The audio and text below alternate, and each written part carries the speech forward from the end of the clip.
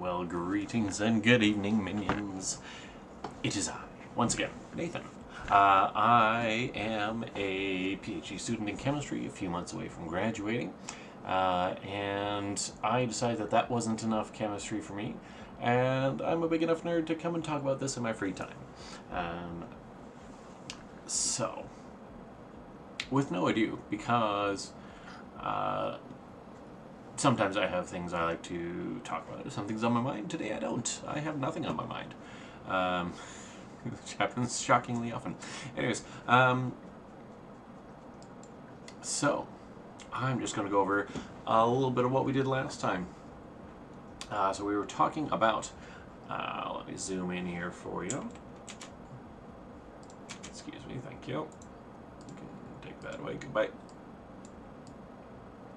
Alright, so last day we were talking a bit about carbocation rearrangements and the conditions in which you can have a carbocation rearrangement. The idea being that carbocations are terrible. They don't like to exist. They don't like to form. They would much prefer to just not.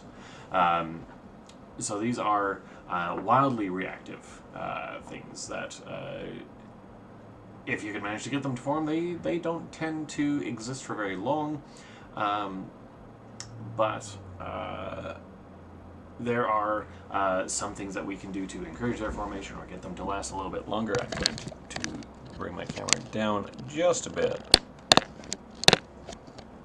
There we go. That is slightly better. And one more moment. Right.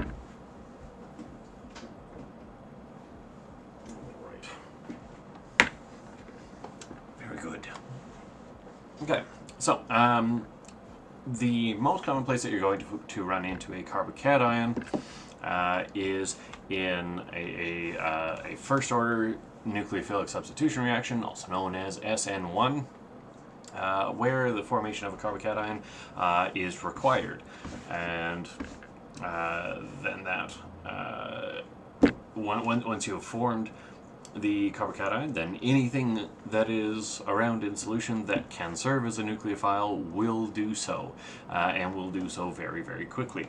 The hard part of these reactions is just getting the carbocation to form at all.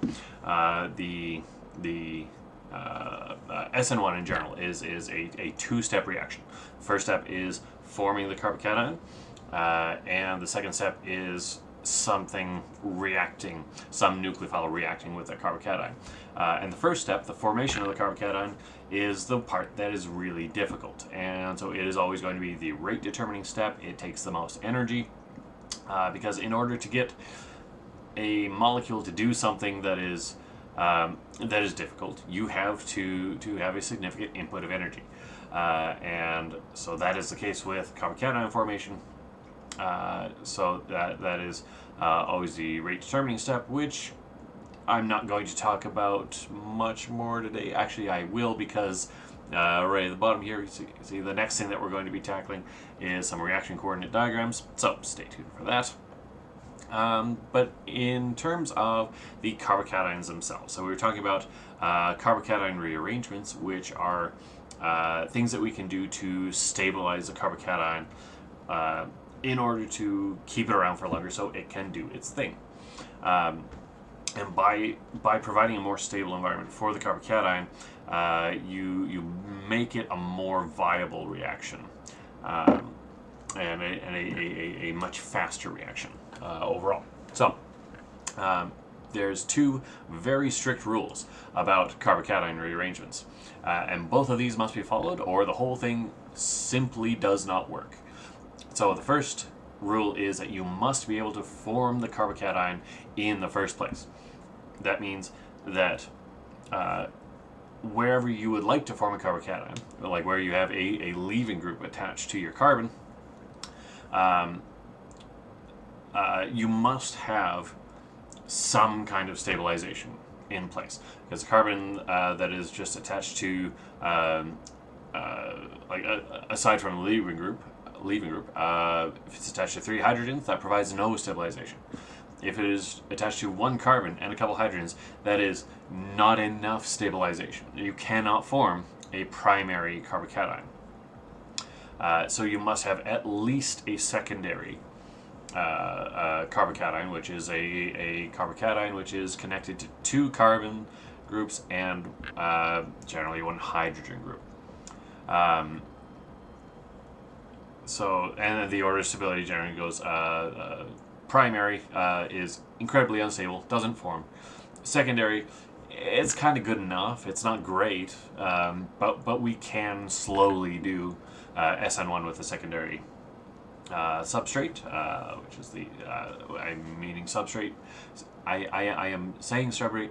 Oh, let me try this again because English is hard some days.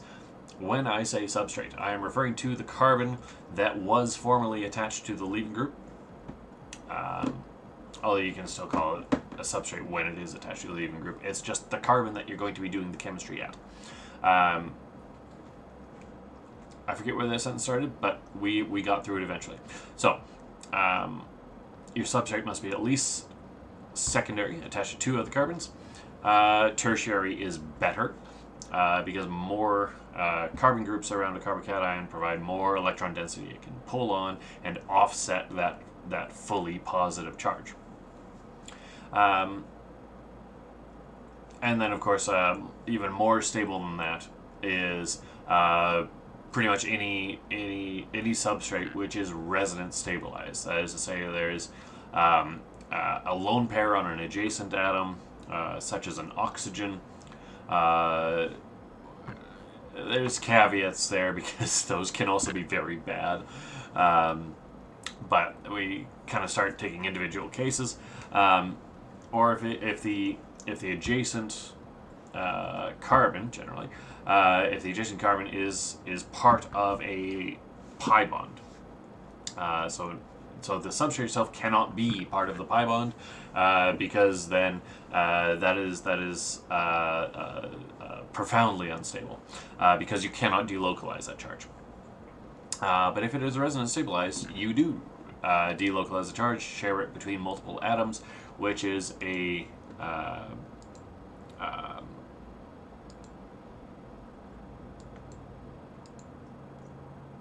does your brain ever just stop? Because mine does. So if the substrate is part of a pi bond, there's no stabilization available, no delocalization available. If it is next to an atom that is part of a pi bond, then it can be resonance stabilized. So, the rules of carbocation rearrangements: you have to be able to make the carbocation in the first place.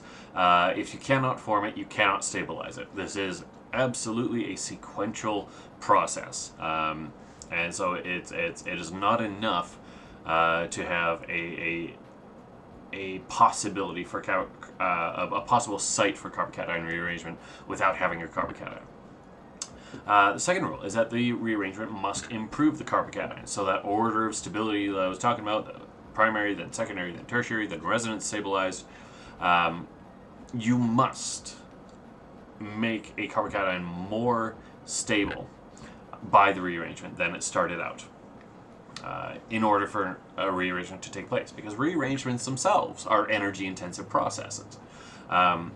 So if you start with a secondary substrate and by a carbocation rearrangement you turn it into a tertiary substrate, as happened, for example, in this case, that is viable. That will happen, and then the rearrangement product, which is this guy here, once a nucleophile attacks, you will see the vast majority, like close to exclusive product, as being the product after the carbocation rearrangement. You'll see very little, if any, substitution at the secondary site. And then there's a few other cases. If you go from a secondary substrate to a secondary substrate that is resonance stabilized, yeah, that's good. That's great. That carbocation rearrangement will absolutely happen. If you go from secondary to secondary, no shot, because that is not an improvement. That is a sideways step. It is not better, so it won't happen. And then if you try to go from a primary substrate to a tertiary, that won't happen either, because we cannot form a carbocation at a primary substrate. So both of those rules must be fulfilled in order to have a carbocation rearrangement at all. And we went through a bunch of these examples and just kind of mapped out, okay, if we did have a rearrangement, what would it look like? What does the carbocation start as? What does it end up as? And that's how we assess if it's following those rules. Okay.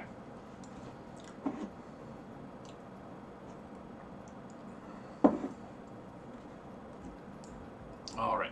So talking about reaction coordinate diagrams. So this is where I was mentioning that the rate determining step can come into play in reaction coordinate diagrams. I don't think. Okay, so actually, yeah. Oh, so we will deal in this question with a rate determining step, and we'll talk about that when we get there. But very briefly, reaction coordinate diagrams are essentially just showing how the energy of a system changes as a reaction proceeds. And by the system, I mean the molecule that's the molecules, plural, that are reacting. Although not always plural. Sometimes it's one molecule reacting with itself or just decomposing. It's kind of neither here nor there. But the system that we're looking at is the molecule or molecules that are undergoing a change. And we can track the energy of that system over the course of a reaction. And so in both of these cases that are shown, we see these are single step reactions, because there's just one of these little bumpies going down, like starting from, let's label these. So this is SM for starting materials. Again, it could be one molecule, could be two molecules. Technically, it could be three molecules, but that's extremely rare. It's called a ternary process, yeah, spectacularly rare. It'd be like it's like seeing a unicorn. And then on the right side, we have P for products. So starting materials over here, products over here, and then so this bump. This increase in energy, that is called an activation barrier, or an energy of activation. I guess it's called a few different things. But what this is I mean, it's like pretty much any reaction that you look at. I'm tempted to say any reaction that you look at, which is probably actually true, but let's hedge our bets because we're good scientists. I'd say pretty well any reaction that you make a reaction coordinate diagram for is going to have an activation barrier because of largely because of electron-electron repulsion. It is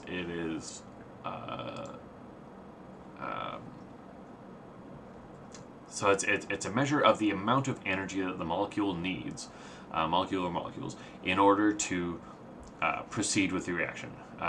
So think of it, for example, as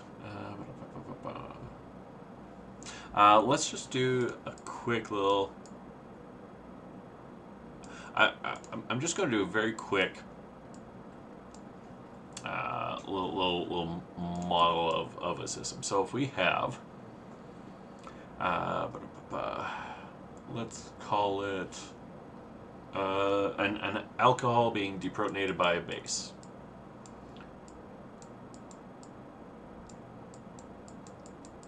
Okay, so there's a little molecule of methanol.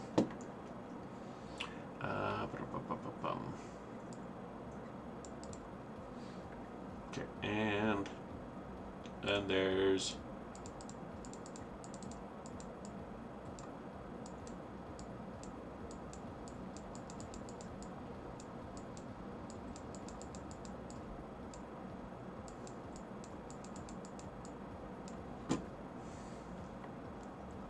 okay.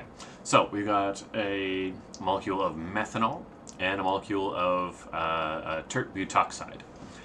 So we got an alcohol and a strong base. And the alcohol has one acidic proton, that's the one that's connected to the oxygen, and bases like to react with acidic protons. And so these are our starting materials, which are up here. Oop, too many.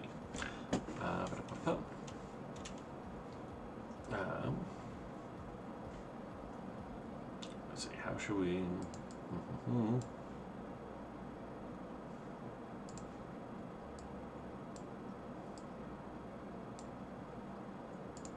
Okay, and the products of this reaction will be a methoxide,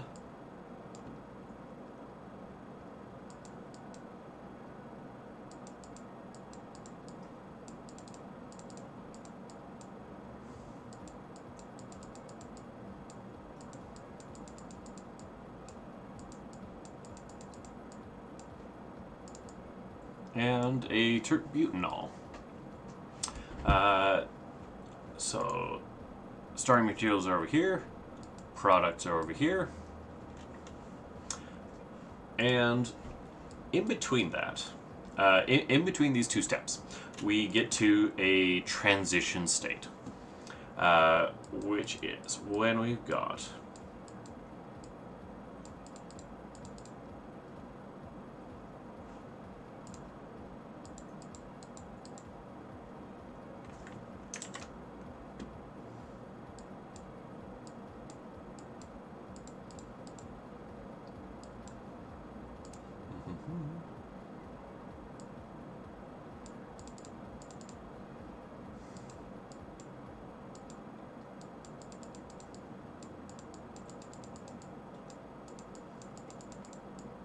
okay. So in kind of like in the middle of this reaction between the starting materials and the products, we have a transition state where the T-butoxide is forming a bond with the hydrogen, and the hydrogen is breaking its bond with the oxygen from the methanol. So I've written it kind of as this little dashed line between each oxygen and the hydrogen, and this is kind of to indicate it's not a full bond at this point. It is this is just a transition state, and so each of these kind of associations of this hydrogen with each of these oxygens is longer than one of these bonds. So it is in the process of being pulled away from the methanol by the T-butoxide, and that transition state, this state right here, is at the top of this hump, the top of this activation barrier. And so in order for T-butoxide to associate with this hydrogen and start pulling it off, that requires an input of energy. So if these are the starting materials, then there must be an input of energy in order to go from here to the transition state here. But once you've gotten to the transition state, then here I'll redraw this in a bit of a pink line, even though that doesn't show up super well. So once you've gotten to the transition state and you keep going, and this starts to become more associated with the T-butoxide, and then this methoxide starts to kind of pull away from that. Now you've got a more stable system, and so there's a release of energy, and importantly, there is more energy released by this reaction then was input into overcoming this activation barrier. And so in this case, the products are lower in energy than the starting materials. And so we can say this is a thermodynamically spontaneous reaction because the products are in a lower energy state than the starting materials. So going back to the question here. In both of these cases, the products are lower in energy than the starting materials. Difference here is the height of the activation barrier. And for this one, for A, it's a little arrow that's about that big. And for B,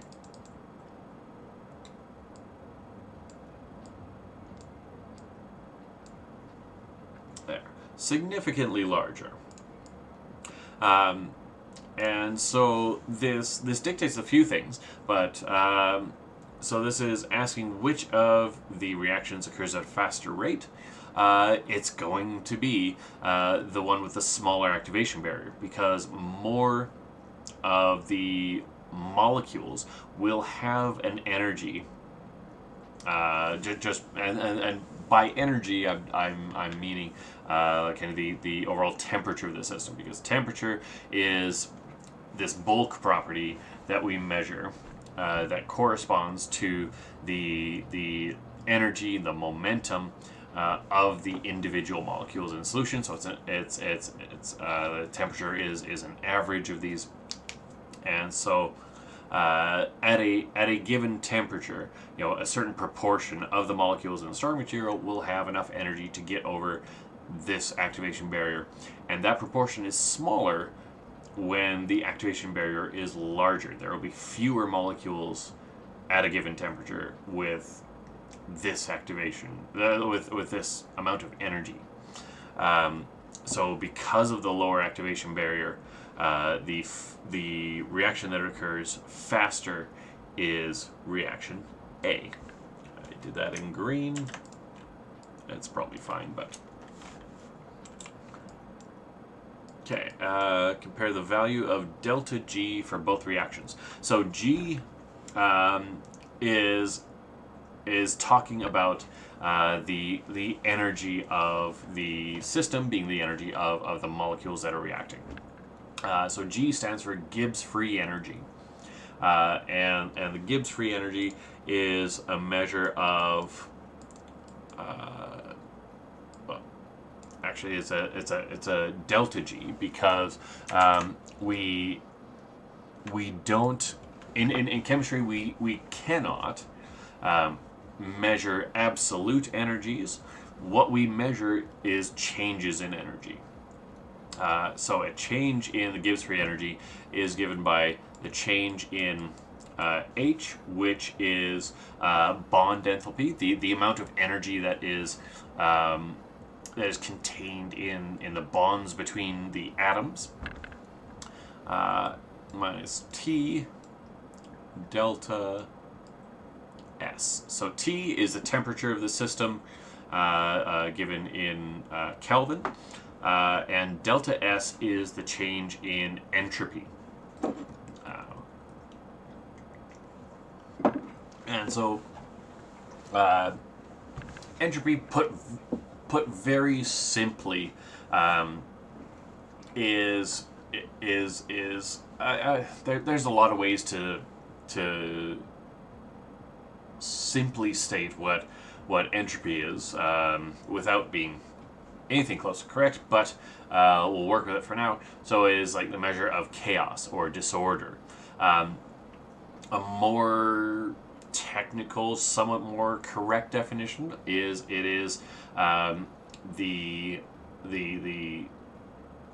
number of microstates available. So but that would take a long time to explain, and I simply have not got the spoons for that.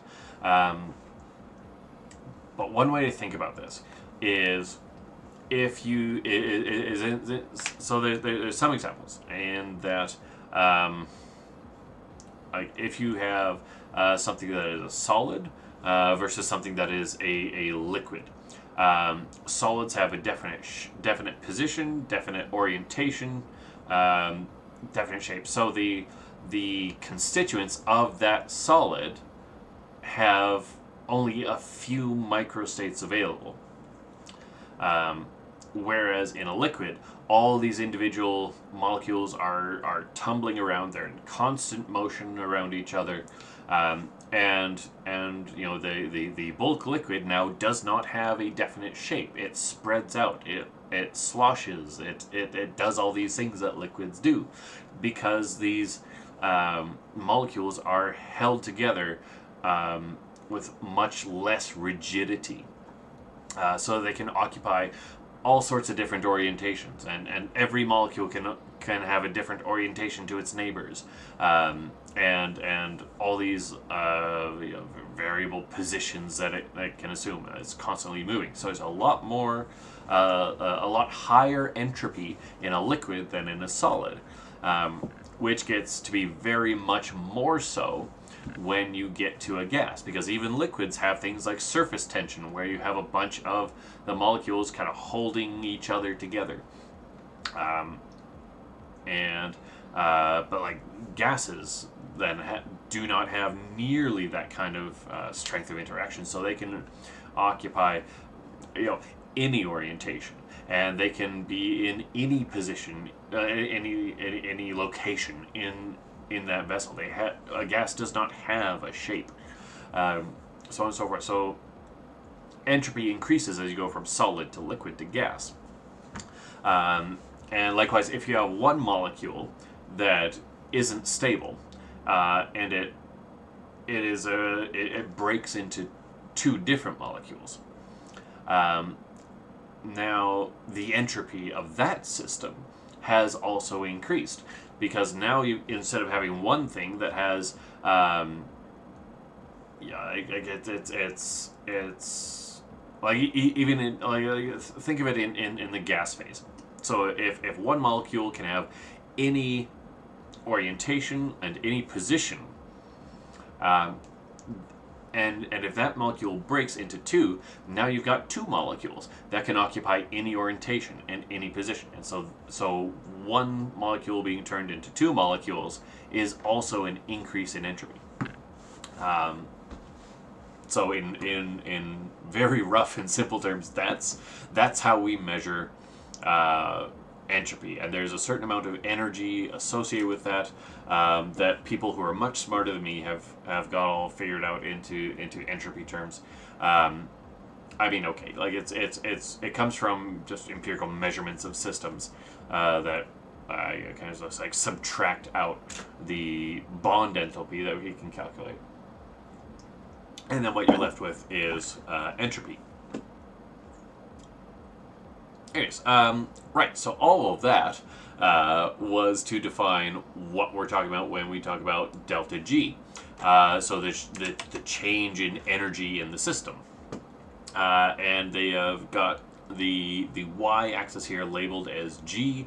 So when we're talking about delta G, we're talking about a change in G. And so that is going to be, so for delta G, we're looking at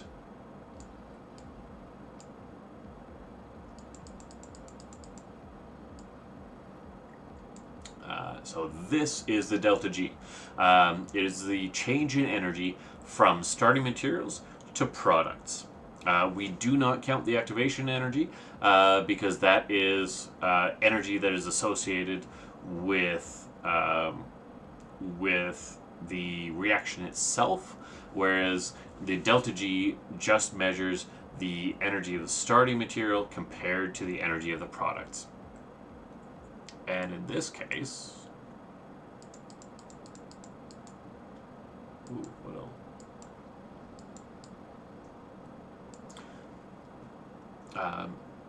So, if we can assume that they've set this up in a way that that this G is the same as this G, these look exactly the same to me.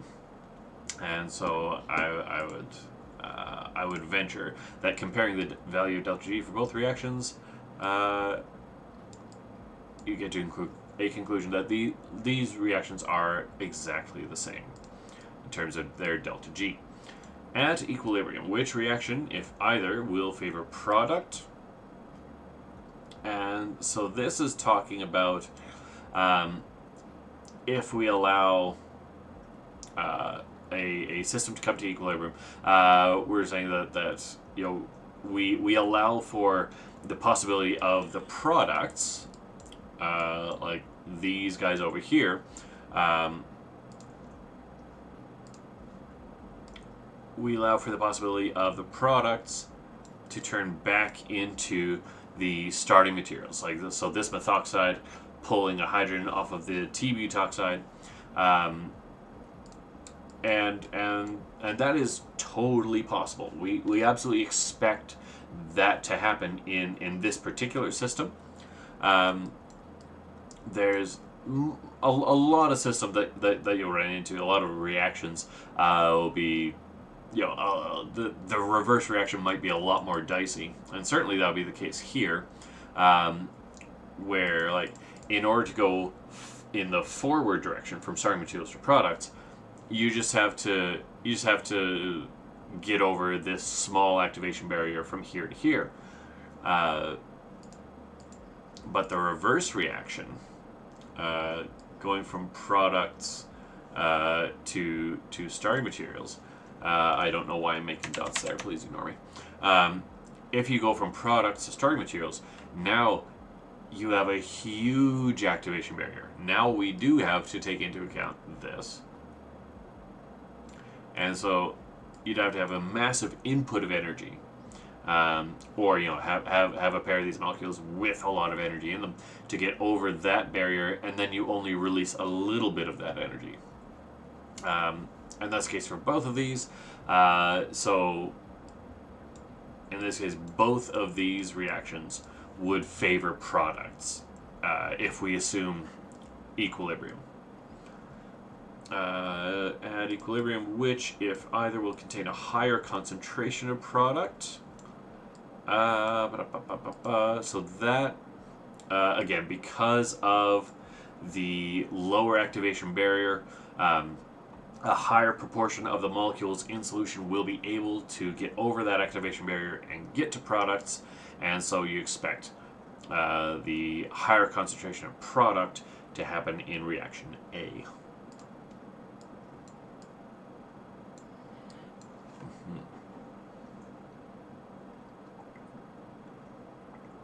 Okay, so consider the following reaction that is thermodynamically favored. Draw a reaction coordinate diagram that represents the reaction.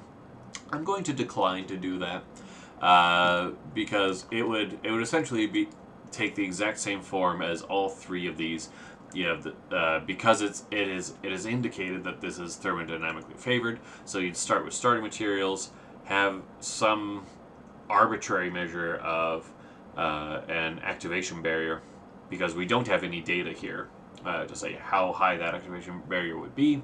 So you'd have starting materials, activation barrier, and then products. And so all of that is kind of prescribed in the question, so it would just be a matter of redrawing one of these, and I don't feel like doing that. So the last one here is to draw a reaction coordinate diagram for a reaction that is exergonic, which is to say exothermic, which is to say it is thermodynamically favored. So it's again, all that this means is that the products are lower in energy than the starting materials. However, this one has two intermediates and a rate determining step at the second step. So I am going to go through and draw that. So we've got G on here, reaction coordinate here. So what would this look like? So if we start with the energy being here, so there's two intermediates. So that means that there must be three steps in this reaction, because if you have starting material, intermediate 1, intermediate 2, and then products. So, starting material is not a step, but we'll have an activation barrier. Let's make it pretty high, but not ridiculous. Okay, so here we have our first intermediate. Now it says rate determining step is the second step.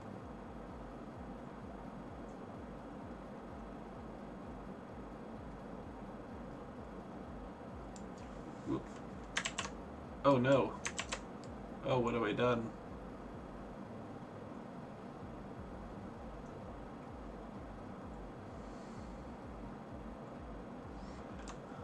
Okay, well that looks terrible, but it's fine. We're gonna go with it. So here we've got starting materials, and then we've got a transition state. It's just a little double dagger it gets called. So transition state 1. Then we got the first intermediate, so I1. And then we've got a second step with the highest activation energy. And then that goes to a second intermediate. And this is transition 2.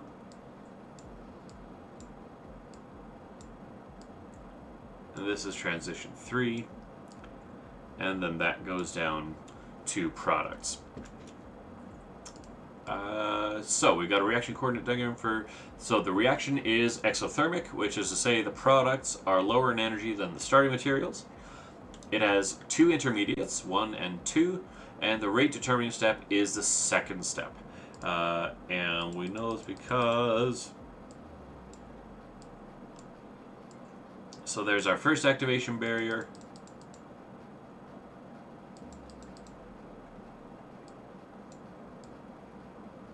Second,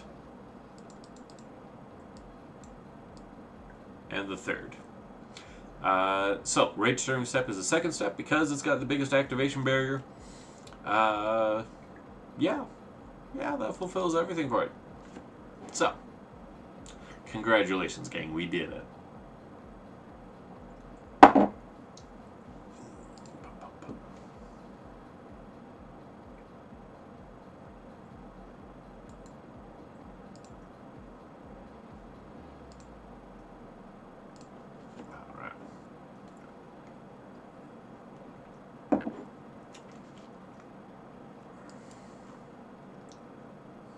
Okay. Alright, so that kind of wraps it up for reaction coordinate diagrams, which was kind of loosely related to the previous stuff in that problem set, I suppose. Nope, not that one.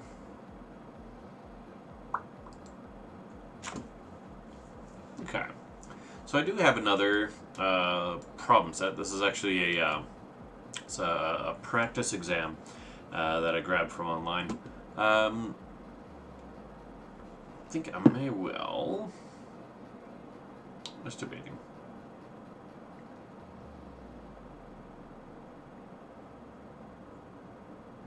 Let's try to decide if I want to do this or if I'm going to do a little bit of my work. My work is never ending.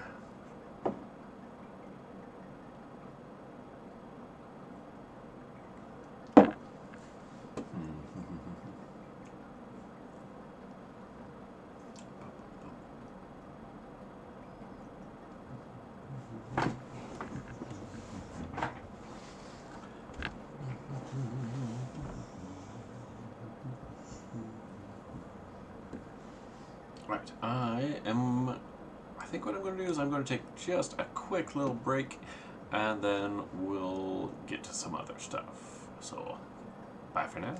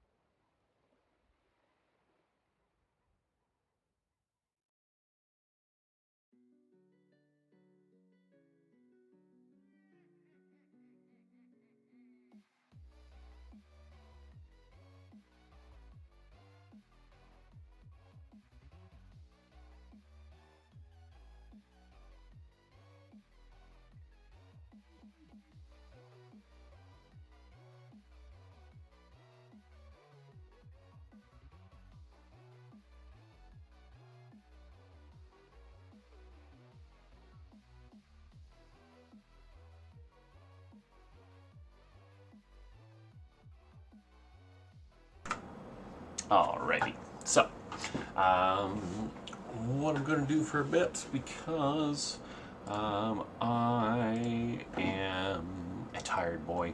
I'm going to do just like a little bit of my work. I've just got some data to process for a paper I'm working on. So I'm just going to work on this for a little bit. There'll be some terribly fun. Oops, that's not the one.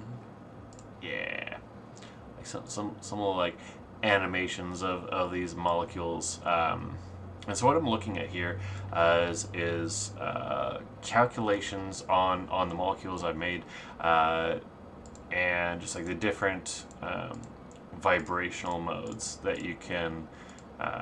Well, these are all calculated, but we'll see a lot of these in the actual vibrational spectra themselves. But I just have to get these all put into a table, and so I'll tell you what, I'm going to work on that for a little bit.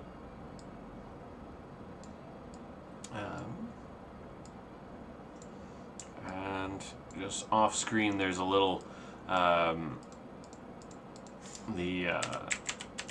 another little window where I'm controlling which vibrational modes I'm looking at, and it has some associated data with it that I'm going to be putting down into the Excel file. Yeah, so I'm going to do a little bit of that for now, and yeah, if anybody hops on in and has any questions, I'll be more than happy to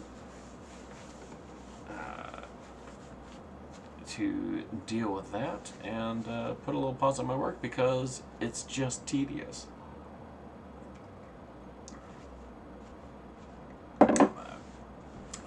Yes, welcome to doing research. It's genuinely some pretty cool and interesting lab work, followed by just hours and hours of monotony. But okay, so what I'm looking for here.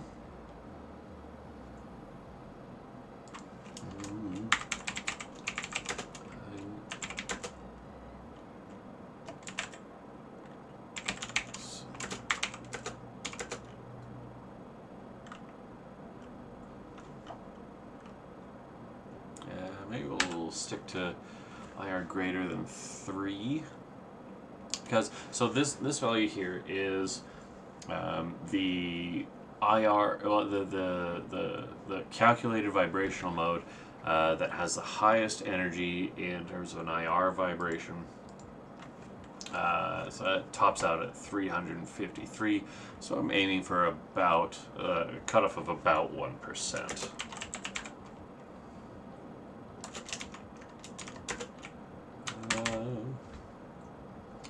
Raman greater than 100.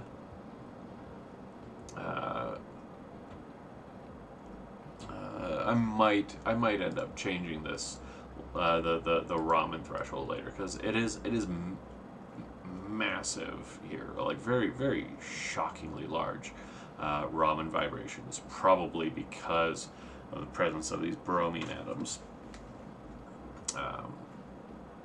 But yeah, so that threshold may change. We'll see. So looking up right now in kind of the about the 3,000 wave number range, which is all just stretching modes of the different aromatic protons.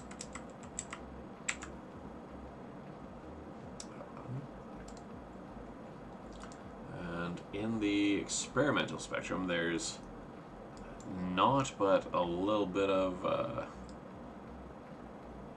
like a sorry, just moving my other window a bit. There's a low intensity band around that spans about 3,000 to 3,200, Nothing discernible in there. So we're just going to start up here.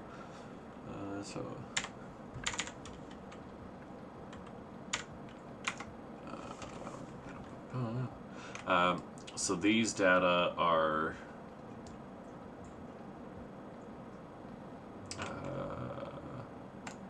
now I just need to check. Did I? Yes. Okay. Okay. So these data are from the. I've done a couple iterations of this, but I'm just making a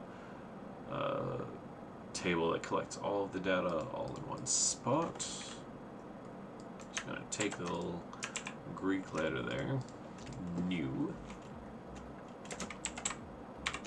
Specify where it's coming from, because obviously this is just little stretches of these carbon-hydrogen bonds, just going straight out and straight back in.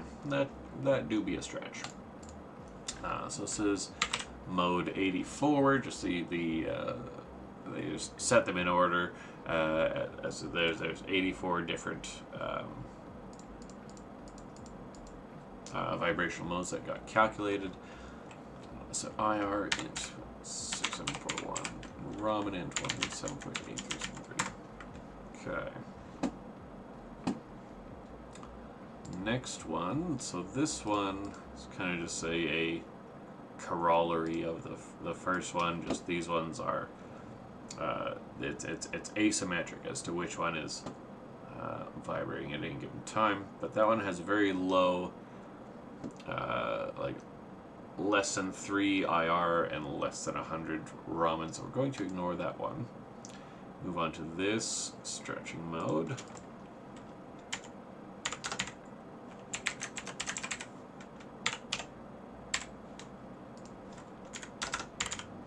It says really no IR intensity whatsoever, but pretty substantial Raman activity.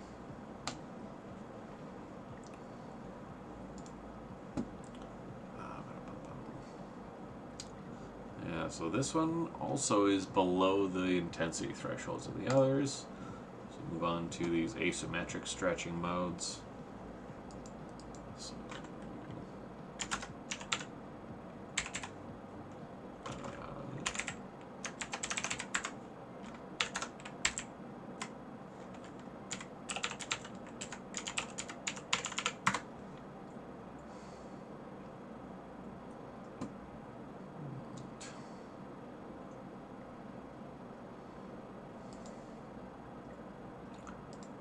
and so that's pretty similar.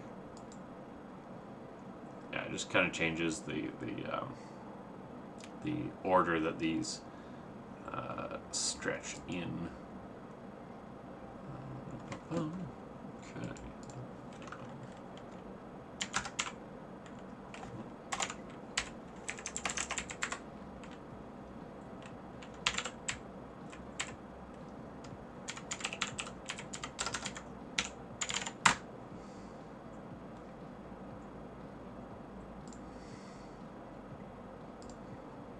Okay. All right. So here, it's a big drop in calculated frequency, which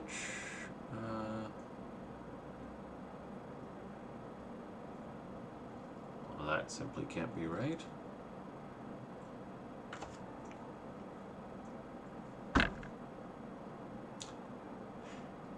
Yeah.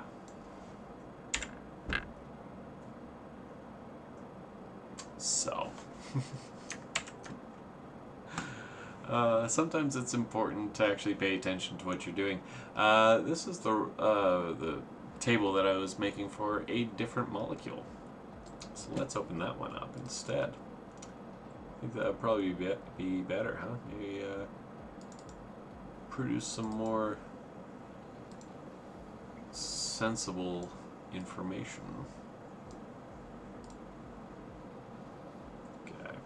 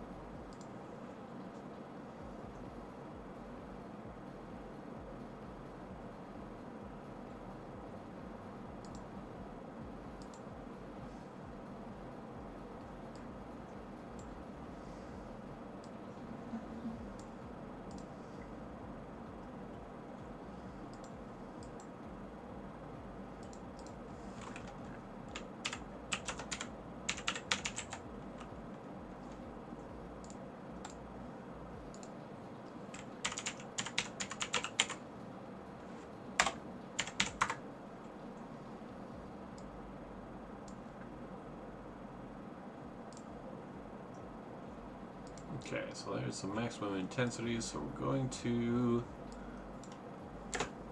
do our thresholds a bit. Call it about 80. It's fairly arbitrary, but it just filters out some of the weakest vibrational modes because there's really no sense in reporting everything.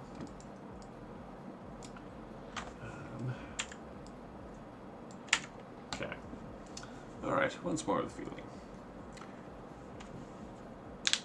Alright, so let's start at... So again, we're starting at the highest frequency stretch vibrational modes. And it's always, pretty much always going to be carbon-hydrogen bonds.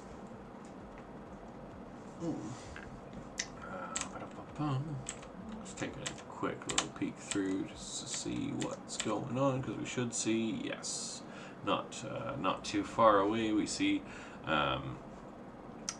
stretching modes that are localized on the methyl groups instead of the aromatic carbons. It's always a little tricky to get the molecules oriented right, but okay, so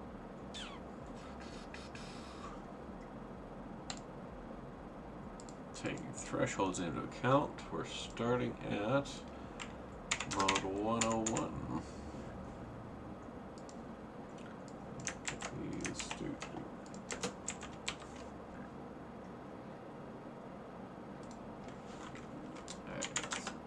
7.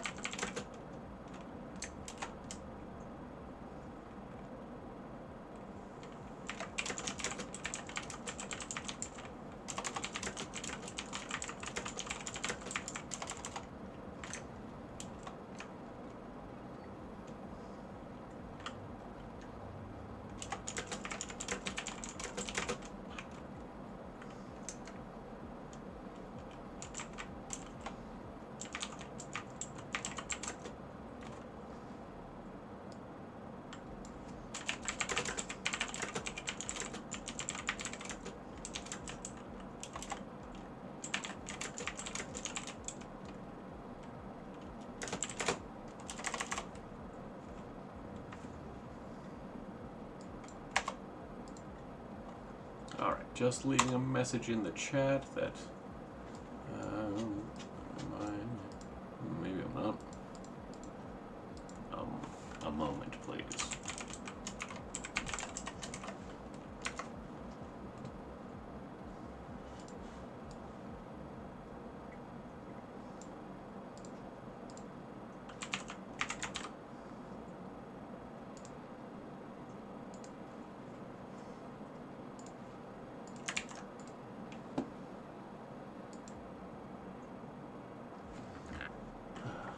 Such a terrible bother. All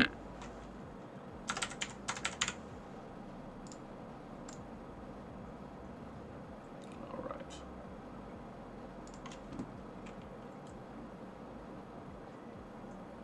There we go. Just leaving a message in the chat in case anybody comes in without me noticing.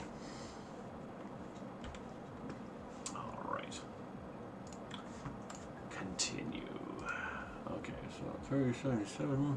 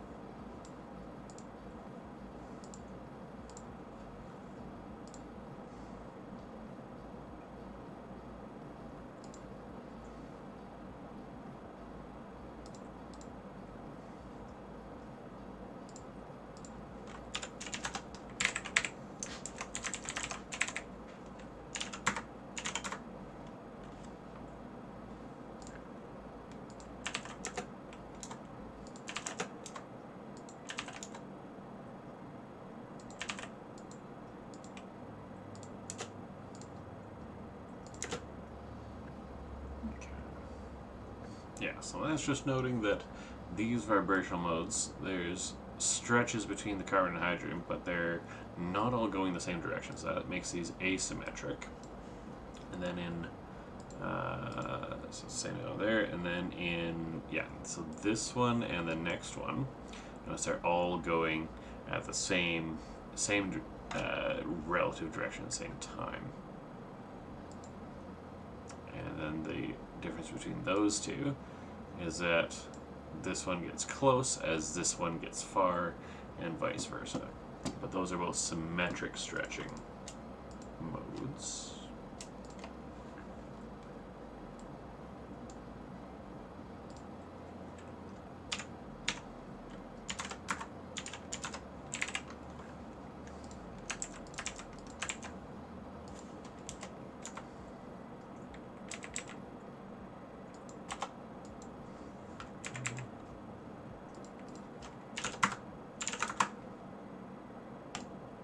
Starting back in 92.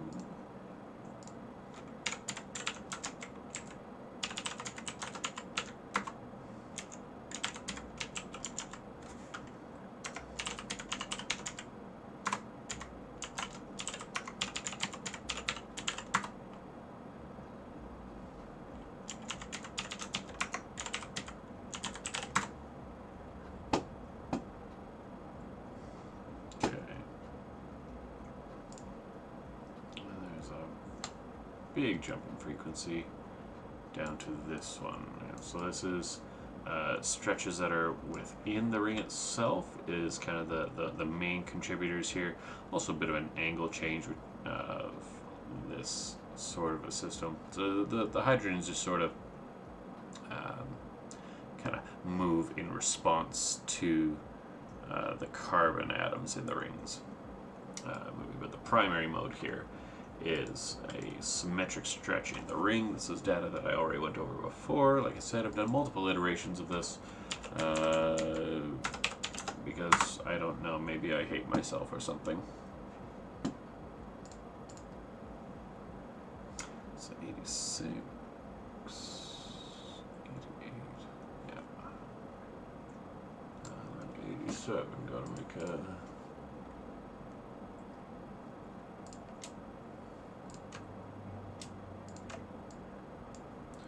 Grew in here from mode 87.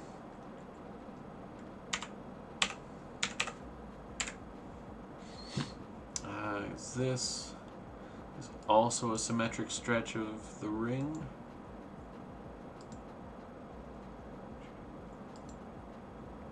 Yeah, so the difference here is just that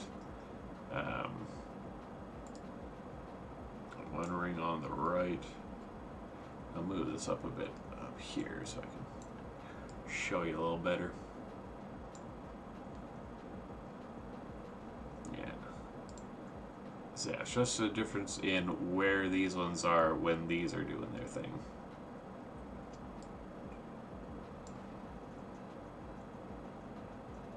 But for all that, very different energies. 6166. Well, I shouldn't say energies, because both of these, the energy is given here at, by the frequency of the vibration, but the intensities are a measure of how much they show up in each of these respective techniques between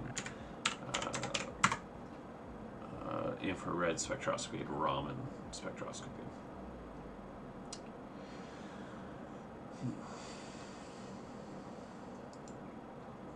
Let's see, 86.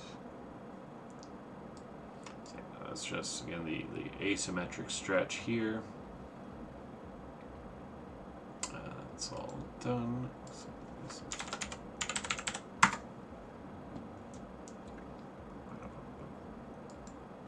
this one here. So these two are coupled processes, but they are just far below the...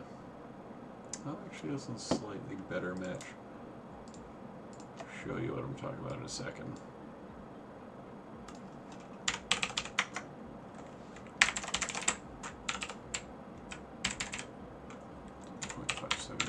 so weaker in IR, but fairly significantly stronger in the ramen. And now I wouldn't normally, so like based on the kind of intensity thresholds here, I wouldn't have included those except that they're in proximity to an experimental peak here. And here's me realizing I haven't put the ramen in here at the moment. Oh, that's a pain in the ass. Alright. Well. Alright. Sorry, it's going to be terribly boring. I'm going to go. Yeah.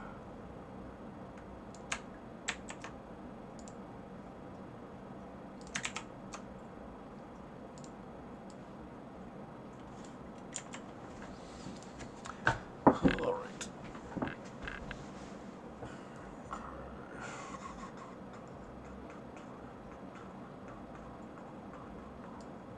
Okay, so these are experimental ramen peaks. So those need to go there. These are the ramen intensities. Need to go here.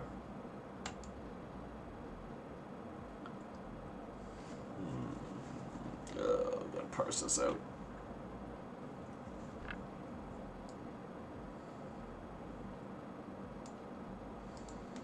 Okay, so we got 87.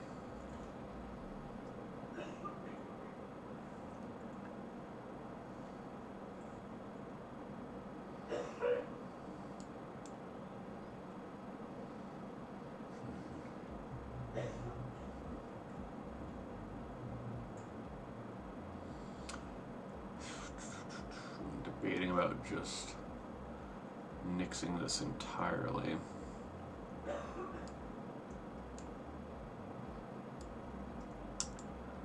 That's probably got some relevance though.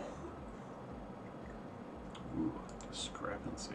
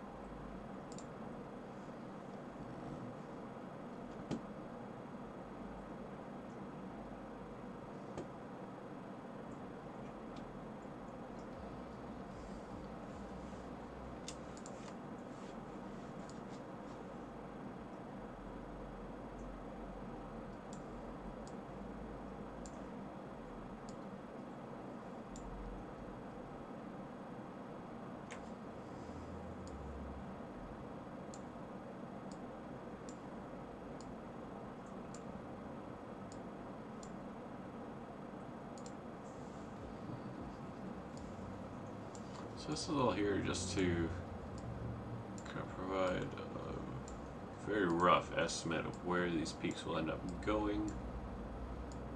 This will very likely all be changing as we fully populate the tables.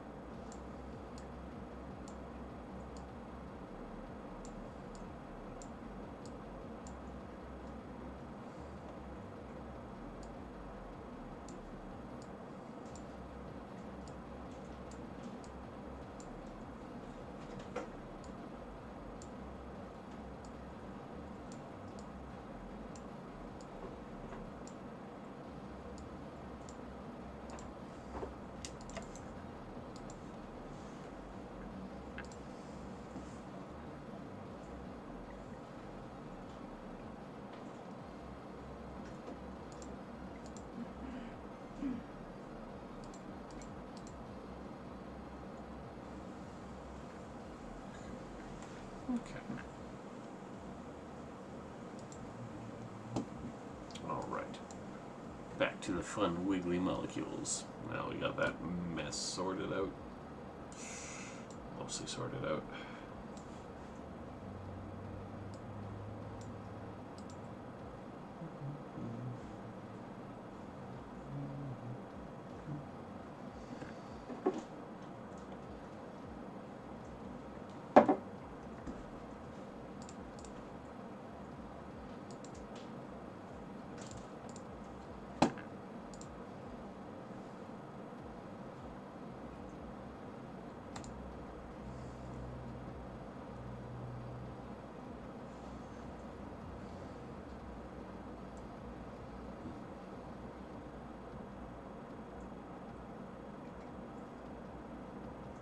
So this is mode 84. Shows a stretch in the ring, but that's not right. This is not a stretch. This is... Okay, so that little delta, a little lowercase delta, means it is a bend. So stretches go like this, they go, and bends go like that. It's a change in angle between the two ends of the arms. And I need to let the dog out of the room.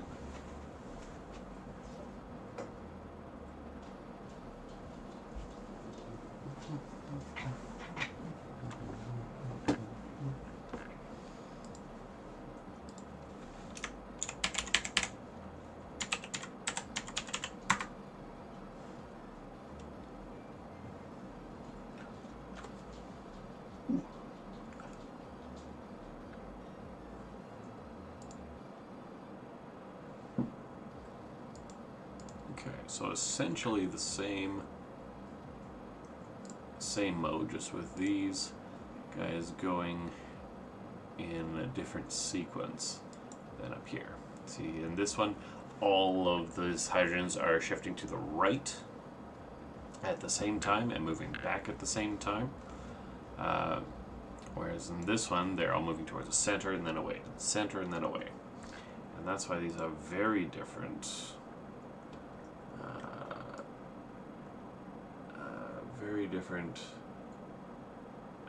calculated intensities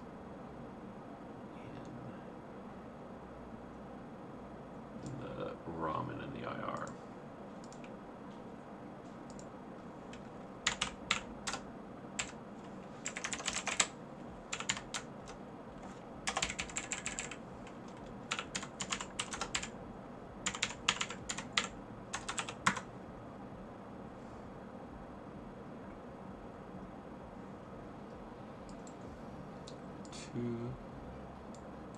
So it looks like that one's just watch out. Primarily just bends in the CH3.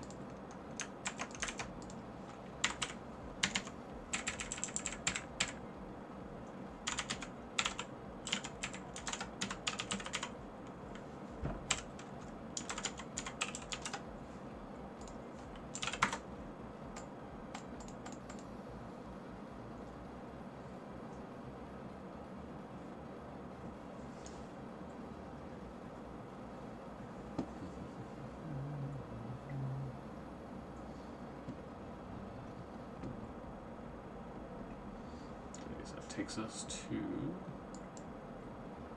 80.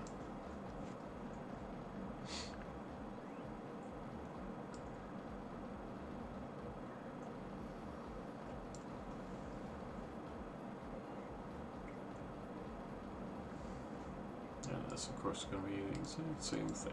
Very good.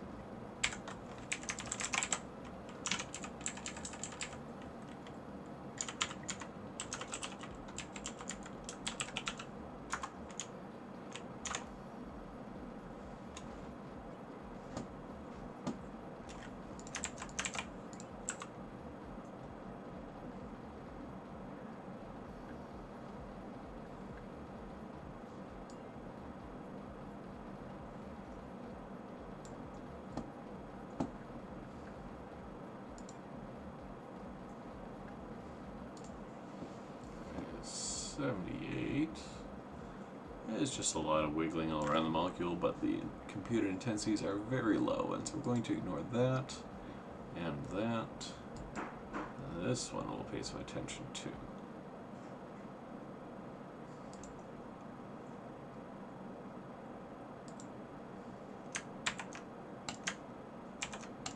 This is mode 76.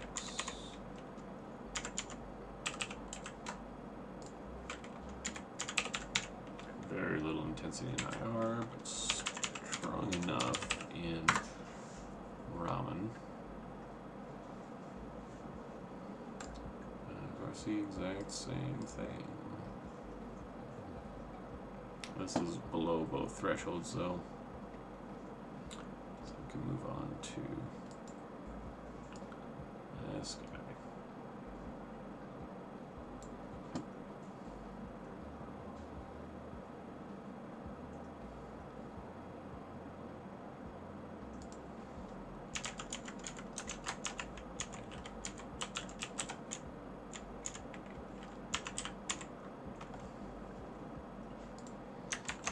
Asymmetric stretch in the ring, primarily.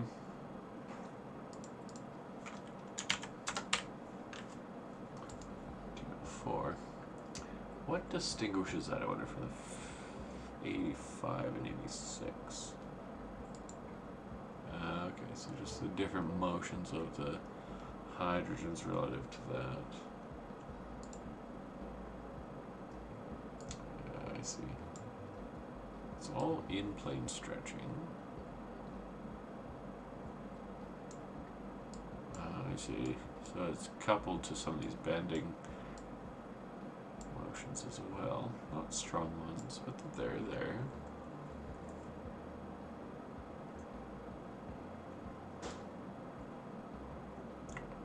Not sure if I want to include that in the...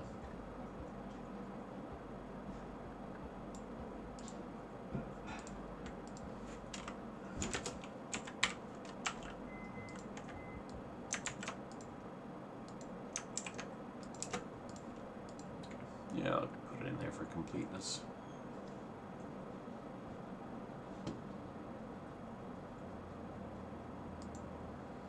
This of course be the same, just with different directions on things.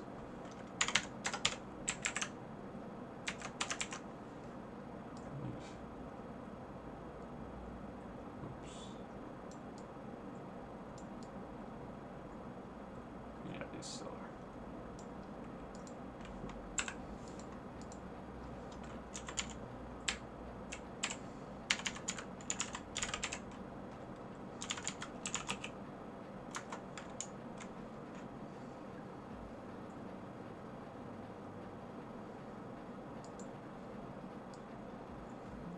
This is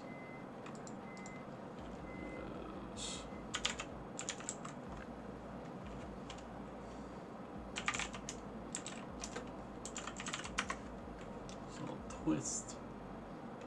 72.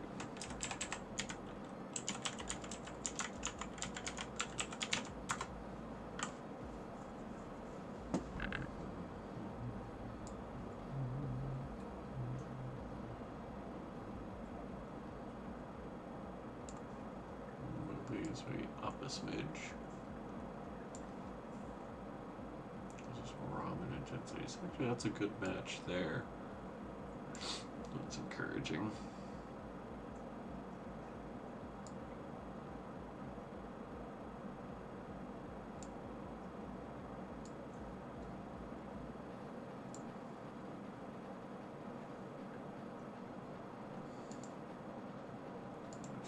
Biggest Raman stretch in the entire thing. I think, yeah, that is a 100% peak. It's here at 1268, mode 70. That is indeed this guy.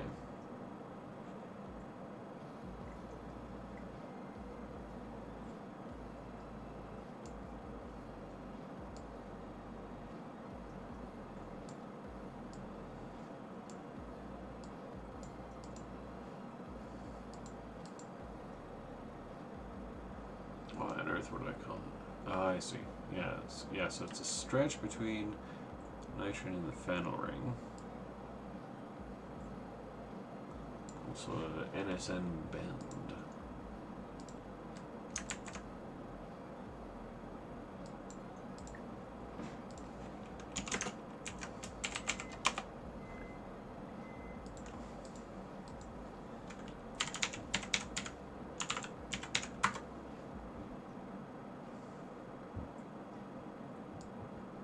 So that certainly seems to be this peak here, because we've got a very strong Ramen peak at 1250.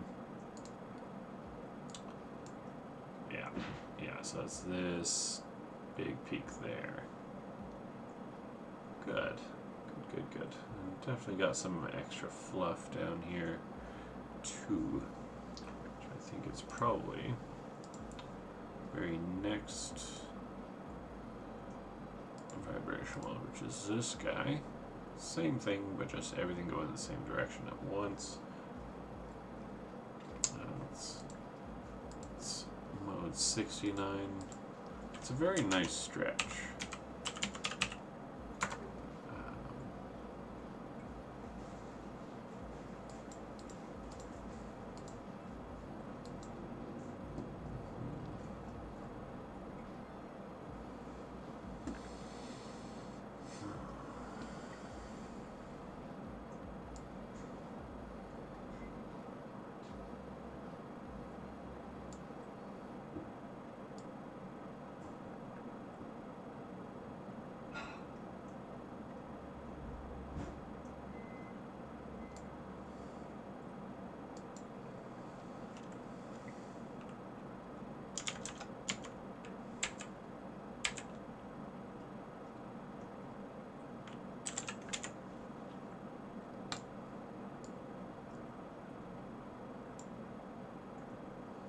So this is predominantly this stretch here. It's the major motion. Everything else just kind of depends on that one. So this is, let's see, long, short, long, short, long, short. Yeah, so it is symmetric.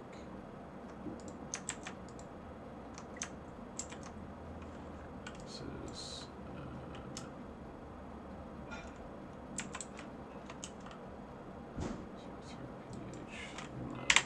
nothing happening with seven there.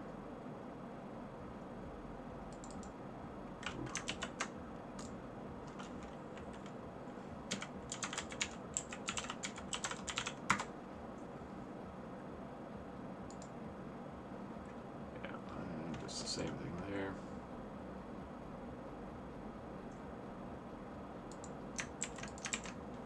This one's asymmetric.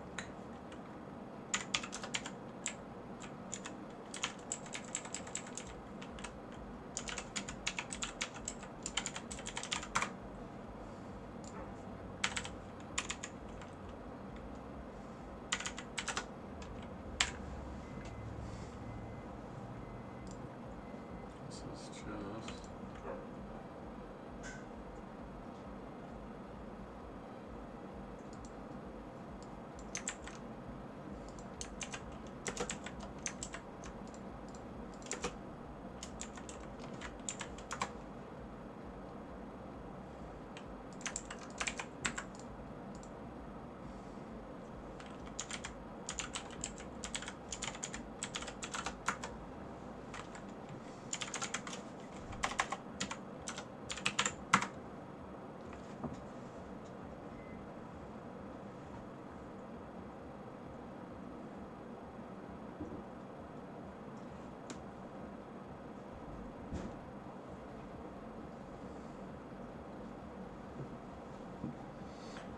alright. So, we got 164. That's more of the same.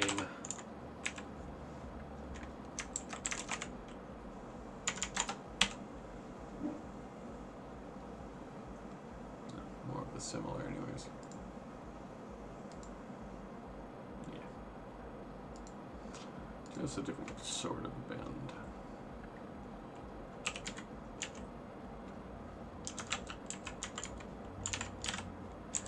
Very weak intensity, just a little bit. It's above the threshold of the IR stuff, though.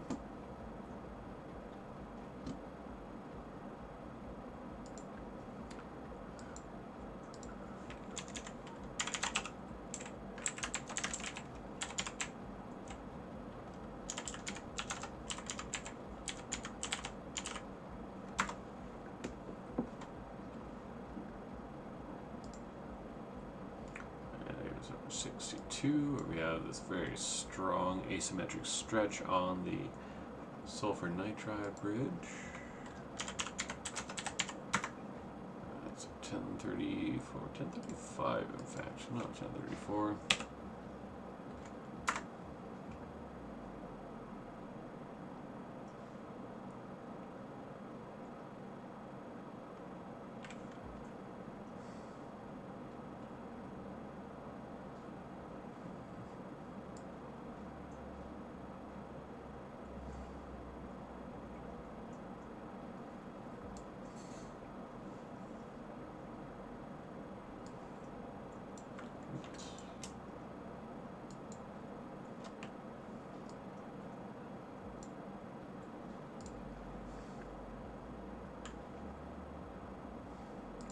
So this one is too weak, we're going to ignore it. This one. What's this? What's going on here?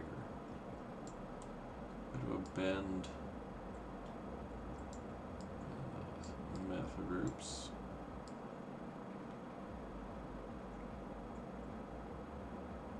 Kind of a bit of a wagging motion in terms of the ring.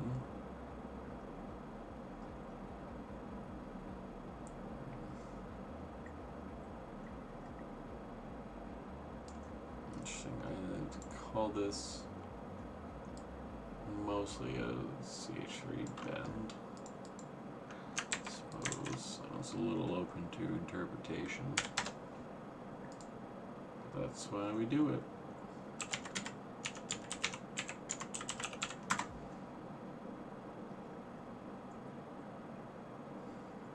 That's 60? Yeah. 59. What's going on here? So another. Okay, a bit of a symmetric stretch there.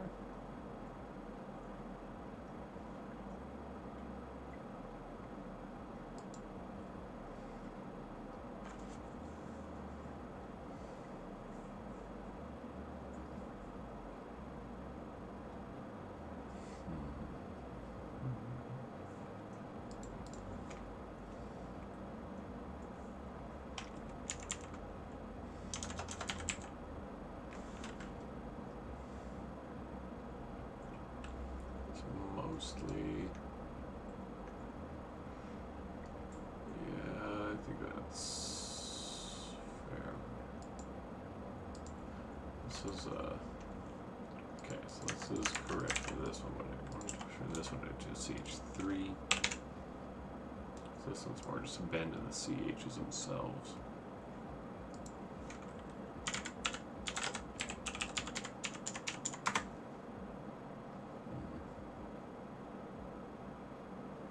Skip 58, cause it's boring. Very strong in the ramen, mostly that symmetric stretch here. A lot of bends and deformations in the rings.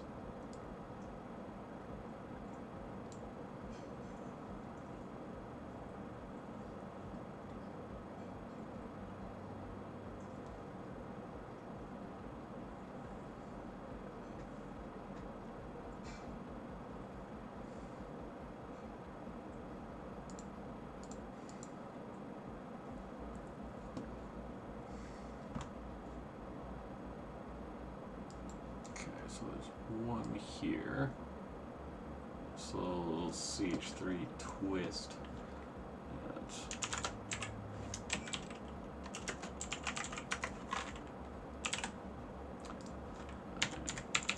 Just makes the IR threshold not even close to the ramen, but we'll include it for completeness. Next, too weak, too weak, too weak, too weak. That's too weak as well.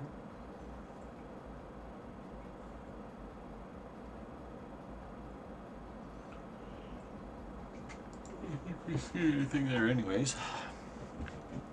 Okay, what is this fellow?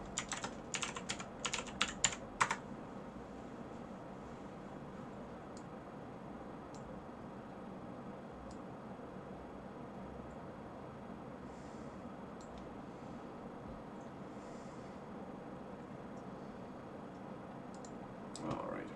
So, it's getting a little late, so I'm going to wrap up the stream here. Yeah. Alright, and I hope y'all have a lovely night. Have a great week. And bye.